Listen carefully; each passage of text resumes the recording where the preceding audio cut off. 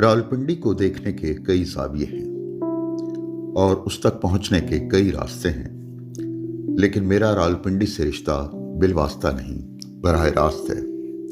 रावलपिंडी के ही बांके सजीले शायर बाकी सिद्दीकी ने कहा था, तुम ज़माने की राह से आए वरना सीधा था रास्ता दिल का।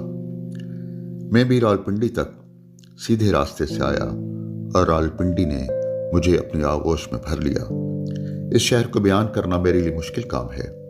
इसकी वजह यह है कि रावलपिंडी मेरी मोहब्बत है और मोहब्बत को सिर्फ महसूस किया जा सकता है, बयान नहीं किया जा सकता। यूं भी रावलपिंडी की पहचान के कितने ही रंग हैं, किसका इंतखाब करें और किसको छोड़ें, बड़ा मुश्किल काम है। रावलपिंडी का नाम रावलपिंडी क्यों है, इसकी भी दिलचस्प कहानी है। रावल एक कबीला था जिसके नाम पर इस बस्ती का आगाज हुआ। पिंड मुकामी